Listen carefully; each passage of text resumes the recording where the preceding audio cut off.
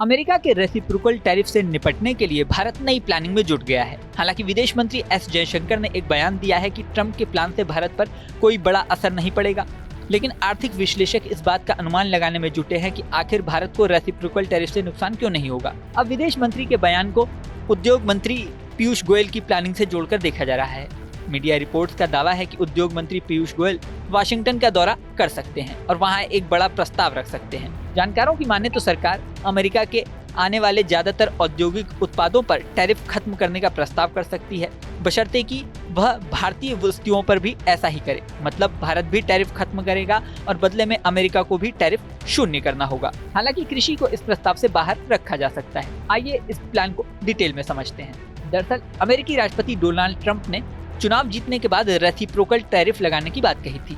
अब उन्होंने टैरिफ वार को और ज्यादा व्यापक और तीखा कर दिया है। उन्होंने 2 अप्रैल से रेसिप्रोकल टैरिफ लगाने की घोषणा कर दी है। हालांकि चीन, मैक्सिको, कनाडा जैसे देशों ने इसके जवाब में कदम उठाने शुरू कर दिए हैं। चीन ने भी अमेरिका के सामान पर टैरिफ बढ़ा दिया है। चीन ने तो यहाँ तक कहा कि टैरिफ वॉर हो या ट्रेड वॉर, चीन हर तरह की वॉर के लिए तैयार है। लेकिन भारत ने इस तरह का कोई बयान नहीं दिया।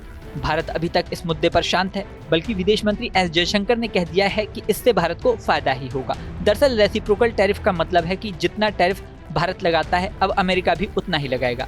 भारत अभी तक अमेरिकी सामान पर औसतन 100% टैरिफ लगाता रहा है। ज्यादातर आर्थिक विशेषज्ञ कह रहे हैं कि अब अगर अमेरिका ने भी इतना टैरिफ लगा दिया तो भारत के टॉप एक्सपोर्टर्स जैसे ऑटोमोबाइल पार्ट्स, इलेक्ट्रॉनिक्स, कपड़ा, हीरा, आभूषण, रसायन और फार्मास्यूटिकल्स इससे प्रभावित हो सकते हैं। लेकिन अब खबर आ रही है कि उद्योग मंत्री पीयूष गोयल अमेरिका जाकर ये प्रस्ताव रखेंगे। भारत भी कृषि यानी एग्रीकल्चर से जुड़े उत्पादों को छोड़कर बाकी सभी पर टैरिफ जीरो कर देगा। बदले में अमेरिका को भी सभी सामानों पर टैरिफ जीरो करना होगा। अगर ये डील हो जाती है तो भारतीय निर्यातकों को काफी फायदा होगा।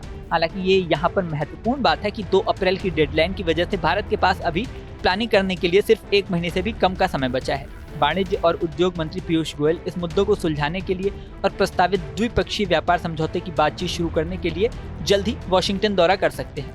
फरवरी में पीएम मोदी भी अमेरिका जाकर ट्रंप से मुलाकात कर चुके हैं।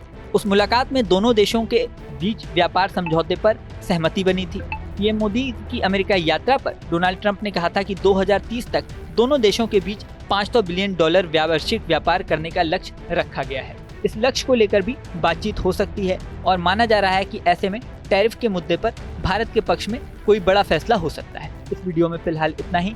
बने रहें न्यूज नेशन के डिजिटल प्लेटफॉर्म पर। न्यूज नेशन अब व्हाट्सएप पर खबरों की ताजा अपडेट के लिए न्यूज नेशन के इस QR कोड को स्कैन करें।